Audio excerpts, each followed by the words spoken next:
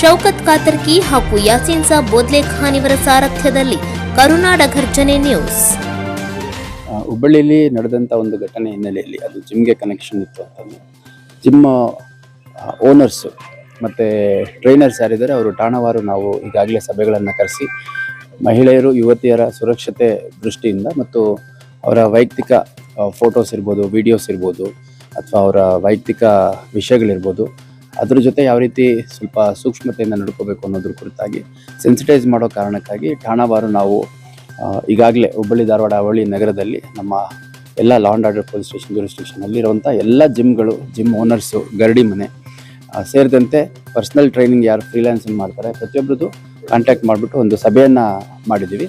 ಅದರ ಮುಂದುವರೆದ ಭಾಗವಾಗಿ ಈ ದಿನ ನಮ್ಮ ಘಟಕ ಅಂದರೆ ಹುಬ್ಬಳ್ಳಿ ಧಾರವಾಡ ಕಮಿಷನರೇಟ್ ಹಂತದಲ್ಲಿ ಇವತ್ತು ಒಂದು ಮೀಟಿಂಗನ್ನು ಮಾಡ್ತಾಯಿದ್ದೀವಿ. ಇದರಲ್ಲಿ ಎಲ್ಲ ಜಿಮ್ ಓನರ್ಸು ಮತ್ತು ಟ್ರೈನರ್ಸು ಭಾಳ ಹೆಚ್ಚಿನ ಸಂಖ್ಯೆಯಲ್ಲಿ ಭಾಗವಹಿಸಿದ್ದಾರೆ.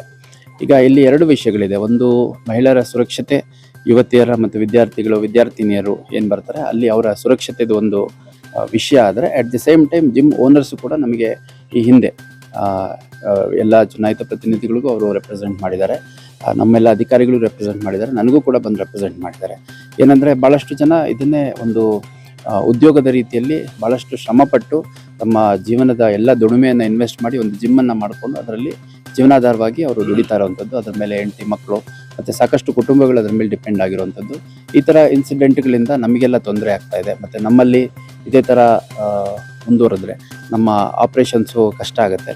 ಹಾಗಾಗಿ ನಮಗೂ ಕೂಡ ಎಲ್ಲ ನಿಯಮಗಳನ್ನು ಫಾಲೋ ಮಾಡಲಿಕ್ಕೆ ನಾವು ಸಿದ್ಧರಿದ್ದೇವೆ. ನಮಗೆ ಒಂದು ಈ ಥರ ಘಟನೆಗಳು ನಮ್ಮ ಜಿಮ್ಗಳಲ್ಲಿ ನಡಿಬಾರ್ದು ಅನ್ನುವಂಥದ್ದು ಅವರ ಮನವಿಯಾಗಿತ್ತು. ಹಂಗಾಗಿ ಇವತ್ತು ಒಂದು ಸಭೆಯನ್ನು ಮಾಡಿದ್ದೀವಿ. ಅವರ ಅಹವಾಲುಗಳೇನಿದೆ ಅನ್ನುವಂಥದ್ದು ನಾವು ಕೇಳ್ತೀವಿ. ಅದ್ರ ಜೊತೆಗೆ ಯಾವ್ಯಾವ ರೀತಿ ನಿಯಮಾವಳಿಗಳನ್ನ ಫಾಲೋ ಮಾಡಬೇಕು ಅನ್ನೋಂಥದ್ದನ್ನು ಅವರಿಗೆ ಹೇಳಲಾಗುತ್ತೆ. ಅದರಲ್ಲಿ ಮುಖ್ಯವಾಗಿ ಅಂತಂದರೆ, ಮೊದಲನೇದು CCTV ಫುಟೇಜನ್ನು ಕರೆಕ್ಟಾಗಿ ಕವರೇಜ್ ಇರುವಂಥದ್ದು, ಅದಾದಮೇಲೆ ಸ್ಟೋರೇಜ್ ಇರುವಂಥದ್ದು, that's a four most thing. ಎರಡನೇದು ಟೈಮಿಂಗ್ಸು ಯಾವ ರೀತಿ ಅವ್ರದ್ದು ನಡೀತಾ ಇದೆ ಅನ್ನೋಂಥದ್ರ ಕುರಿತಾಗಿ, ಮತ್ತು ಅದ್ರ ಜೊತೆಯಾಗಿ ಅಲ್ಲಿ ಟ್ರೈನರ್ಸ್ ಯಾರಿರ್ತಾರೆ, ಟ್ರೈನರ್ಸ್ ಅವರು ಸಫಿಷಿಯೆಂಟ್ ಕ್ವಾಲಿಫಿಕೇಷನ್ ಇದೆಯಾ ಅವ್ರಿಗೆ ಟ್ರೈನಿಂಗ್ ಮಾಡಲಿಕ್ಕೆ, ಮತ್ತು ಅದ್ರ ಜೊತೆ ಕ್ಲೈಂಟ್ಸ್ ಜೊತೆ ಯಾರು ಜಿಮ್ಮಿಗೆ ಬರ್ತಾರೆ ಅವ್ರ ಜೊತೆ ಯಾವ ರೀತಿ ವ್ಯವಹರಿಸಬೇಕು ಅನ್ನೋಂಥದ್ದು ಕುರಿತಾಗಿ ಕೂಡ ಅವರಿಗೆ ಕೆಲವು ಸಲಹೆಗಳನ್ನು ನಾವು ನೀಡಲಿದ್ದೇವೆ. ಮತ್ತು ಎಲ್ಲದಕ್ಕಿಂತ ಮುಖ್ಯವಾಗಿ ಭಾಳಷ್ಟು ಜಿಮ್ ಓನರ್ಸು ಎಸ್ಟಾಬ್ಲಿಷ್ ಮಾಡಿಬಿಟ್ಟು ಯಾರಿಗೋ ನಡೆಸ್ಲಿಕ್ಕೆ ಕೊಟ್ಟು ಹೋಗ್ಬಿಟ್ಟಿರ್ತಾರೆ, ಅವ್ರಿಗೆ ಅಕೌಂಟಬಿಲಿಟಿ ಇರಲ್ಲ. ಯಾರೋ ತಿಂಗಳ ಇಷ್ಟು ಕೊಡ್ತೀವಿ ಅಥವಾ ತಿಂಗಳ ಇಷ್ಟು ಲೀಸ್ ರೀತಿಲಿ ಕೊಡ್ತೀವಿ ಅನ್ನೋವಂಥದ್ದು ಮಾತಾಡ್ಕೊಂಡು ಕೆಲವು ಜಿಮ್ಗಳು ನಡೀತಾ ಇರೋವಂಥದ್ದು ಇದೆ. ಅಲ್ಲೇನಾಗುತ್ತೆ, ಕೆಲವರು ಭಾಳ ಜವಾಬ್ದಾರಿಯಿಂದ ನಡೆಸುವಂಥವ್ರು ಇರ್ತಾರೆ. ಅಟ್ ದಿ ಸೇಮ್ ಟೈಮ್ ಅವ್ರದ್ದು ಬಂಡವಾಳ ಇಲ್ಲದೆ ಇರೋದ್ರಿಂದ ಅಲ್ಲೇನಾದರೂ ಇಂಥ ಘಟನೆ ನಡೀಲಿಕ್ಕೆ ಸಾಧ್ಯ ಇರುವಂಥದ್ದು ಕೂಡ ಇರುತ್ತೆ. ಹಂಗಾಗಿ ಓನರ್ಗಳು ಕಂಪ್ಲೀಟ್ ಓನರ್ಶಿಪ್ ಜವಾಬ್ದಾರಿಯನ್ನು ತೊಗೋಬೇಕು ಅನ್ನುವಂಥದ್ದು. ಆಮೇಲೆ ಲೊಕೇಶನ್ಸ್ ಎಲ್ಲೆಲ್ಲಿದ್ದಾವೆ ಅಲ್ಲೆಲ್ಲ ಅಗತ್ಯ ಕ್ರಮಗಳನ್ನು ಕೈಗೊಳ್ಳಬೇಕು ಅನ್ನುವಂಥದ್ದು. ಅದ್ರ ಜೊತೆಗೆ ನಮ್ಮ ಅಧಿಕಾರಿ ಸಿಬ್ಬಂದಿಗಳು ಕೂಡ ಕಾಲಕ್ಕೆ ಭೇಟಿ ನೀಡಿ ಅಲ್ಲೇನಾದರೂ ತೊಂದರೆ ಆಗ್ತಾ ಇದೆ ಯಾರಿಗಾದರೂ ಅನ್ನೋಂಥದ್ದು ಕೂಡ ಪರಿಶೀಲನೆ ಮಾಡಲಿಕ್ಕೆ ನಾನು ಸೂಚನೆ ನೀಡಿದ್ದೇನೆ. ಒಟ್ಟಾರೆಯಾಗಿ ಈ ರೀತಿ ಘಟನೆಗಳು ಮರುಕಳಿಸಬಾರ್ದು ಅನ್ನುವಂಥದ್ರ ಹಿನ್ನೆಲೆಯಲ್ಲಿ ಎಲ್ಲದಕ್ಕಿಂತ ಮುಖ್ಯವಾಗಿ ಯುವತಿಯರು, ಮಹಿಳೆಯರು, ವಿದ್ಯಾರ್ಥಿನಿಯರು ಯಾರು ಜಿಮ್ಗಳಿಗೆ ಹೋಗ್ತಾರೆ ಅವರ ಸುರಕ್ಷತೆ ಏನಿದೆ ಅದು ಕಾಂಪ್ರಮೈಸ್ ಆಗಬಾರ್ದು ಅನ್ನೋ ದೃಷ್ಟಿಯಲ್ಲಿ ಈ ಒಂದು ಸಭೆ. ಸರ್, ಟೋಟಲ್ ಎಷ್ಟು ಜಿಮ್ ಅದನ್ನು ತೊಗೋಬೇಕು, ನಂಬರ್ಸ್ ತೊಗೋಬೇಕು. ಆಮೇಲೆ ಈ ಮಹಿಳಾ ಟ್ರೈನರ್ ಇಲ್ಲ ಅಂತಂದು ಕೆಲವೊಂದು ಜಿಮ್ನಲ್ಲಿ ಬಹುತೇಕ ಈಗ ನೋಡಿ, ಜಿಮ್ಮಿಗೆ ಈಗ ನಾವು ಎಲ್ಲ ಜಿಮ್ಗೆ ಹೋಗಿರೋರು, ತಾವುಗಳೆಲ್ಲ ಜಿಮ್ಗೆ ಹೋಗಿರೋರು ಭಾಳಷ್ಟು ಜನ. ಇದರಲ್ಲಿ ಏನಾಗುತ್ತೆ, ನಾನು ಗಮನಿಸ್ದಂಗೆ ಎಲ್ಲ ಜಿಮ್ಗಳಲ್ಲಿ ಮಹಿಳಾ ಟ್ರೈನರ್ಗಳಿರಲ್ಲ. ಫಸ್ಟ್ ಆಫ್ ಆಲು ನಮ್ಮ ಹುಬ್ಬಳ್ಳಿ ಅಂತ ನಗರದಲ್ಲಿ ಫಸ್ಟ್ ಆಫ್ ಆಲ್ ಜಿಮ್ಗಳಿರೋದು ಸಂಖ್ಯೆ ಅನುಗುಣವಾಗಿ ಅಲ್ಲಿ ಮಹಿಳಾ ತರಬೇತುದಾರರು ಇಲ್ಲ ಅನ್ನೋಂಥದ್ದು ಒಂದು ಕೆಲವು ಸಂಘಟನೆಗಳು ವಿಷಯವನ್ನು ರೈಸ್ ಮಾಡಿದ್ದಾರೆ.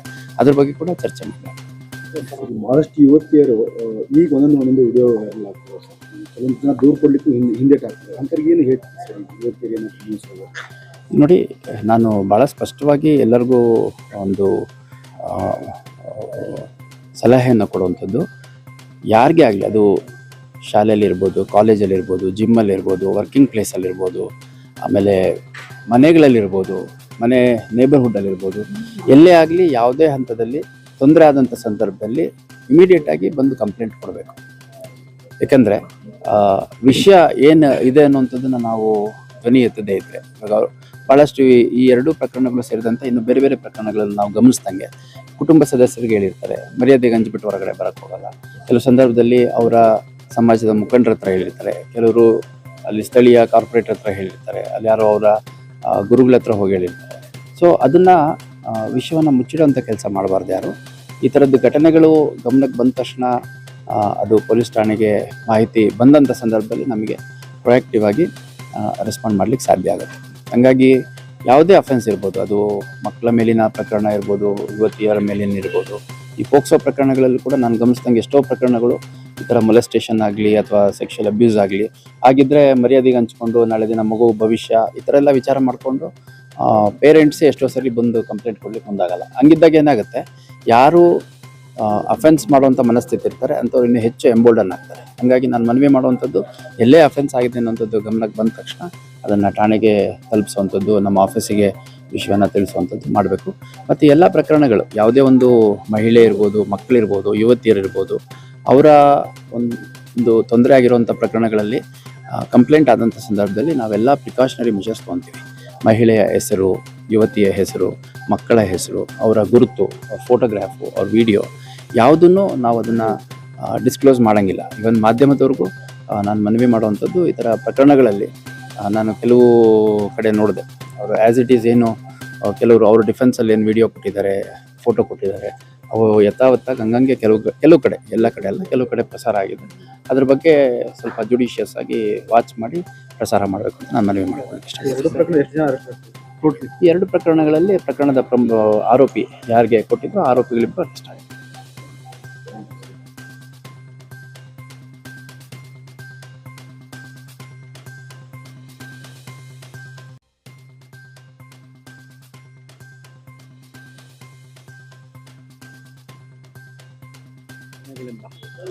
ಸರ್, ನಾವು ಧಾರವಾಡ ಜಿಲ್ಲಾ ಬಾಡಿ ಬಿಲ್ಡಿಂಗ್ ಅಸೋಸಿಯೇಷನ್ ವತಿಯಿಂದ ಕೃಷ್ಣ ಚಿಕ್ಕಂಬಳ ಅಂತೇಳಿ ರಾಷ್ಟ್ರಮಟ್ಟ ದೇದಾಡಪಟು ಮತ್ತು ಖಜಾಂಚಿ.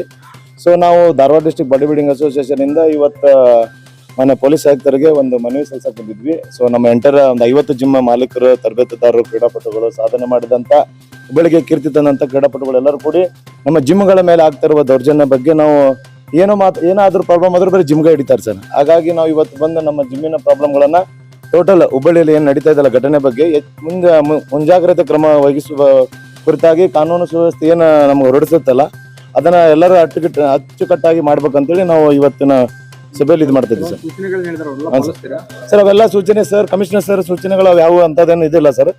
ಯಾಕಂದ್ರೆ ಕಮಿಷನರ್ ಸರ್ ಹೇಳಿದ್ರೆ ಟ್ರೈನರ್ ಲೇಡೀಸ್ ಬಾಯ್ಸ್ ಅಂತಾನಲ್ಲ, ಎಲ್ಲ ನಾಲೆಜ್ ಅಲ್ಲಿ ಇರ್ತಾರೆ.